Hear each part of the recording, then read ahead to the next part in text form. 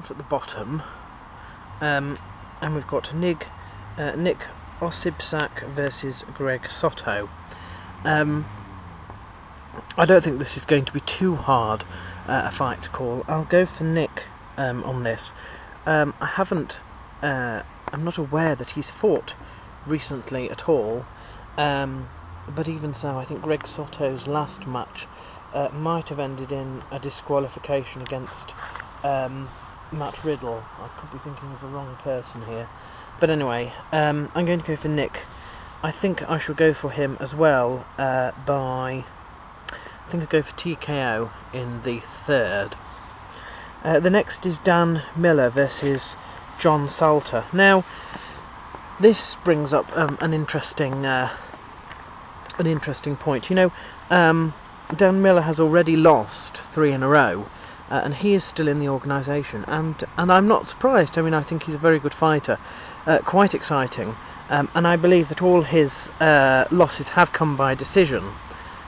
So one could argue, I suppose, that he has not been finished in the last 3 fights.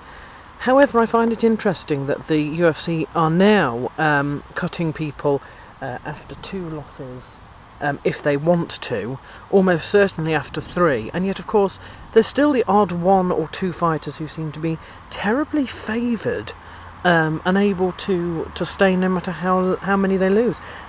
You know, if Dan Miller loses this fight against John Salter, which I don't think he will, but if he did, and he was still in the organisation, then, well, it's clearly favouritism in some way, isn't it? Now, in England, companies just cannot get away with this sort of behaviour, which is, frankly, rather unfair, and that is that they treat people differently, depending presumably on their own preferences.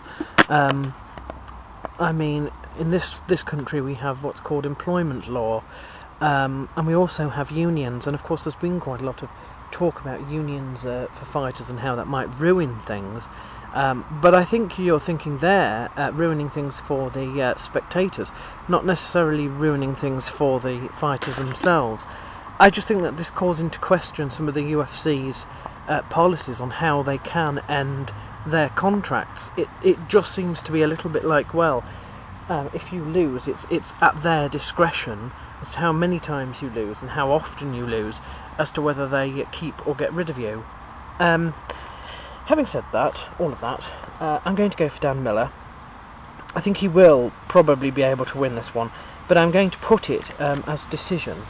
I'm just not that confident that he'll be able to get a finish. Andre Winner is fighting Nick Lentz. Nick Lentz is on a 9-fight win streak if you include his draw that he got, not in his last fight but the fight before, as a win, which technically speaking I suppose it is, because he didn't lose.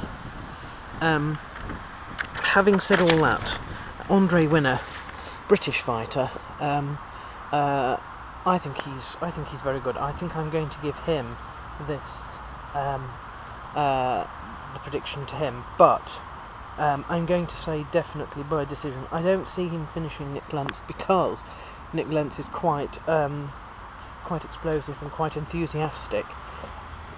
I think Andre Winner, but I wouldn't necessarily say that that's an easy one to call.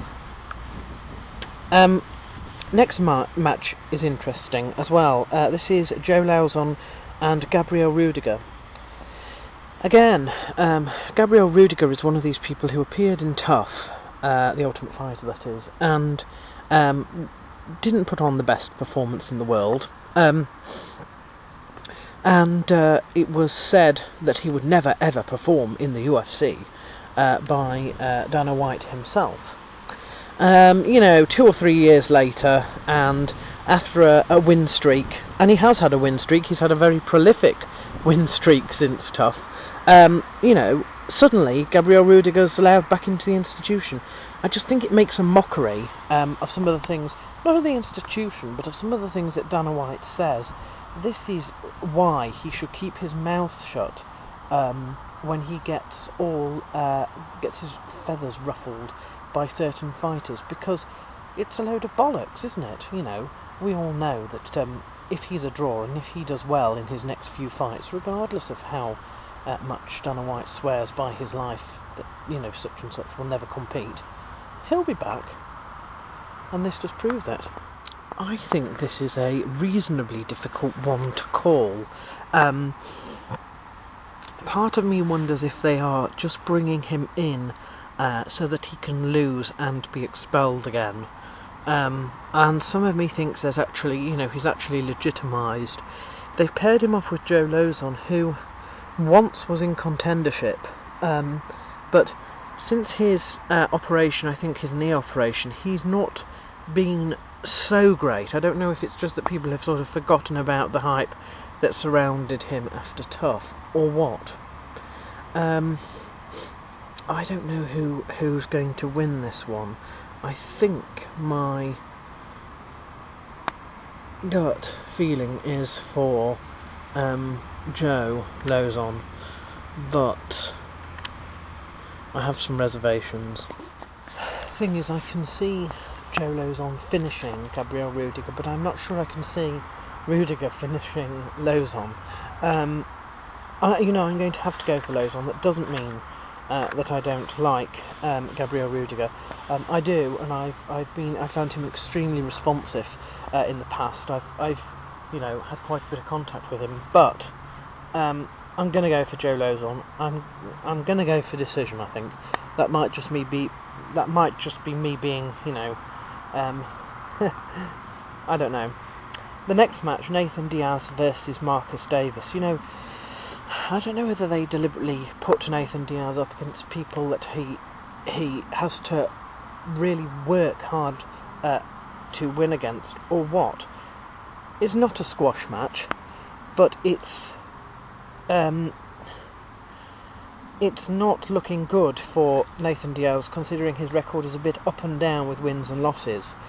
I hope that Nathan Diaz wins this one. I think he has a chance. The worry is that Marcus Davis on his feet, I reckon, is far more disciplined. Of course, the offset to that is that Nathan Diaz has a ground game, and quite a good one.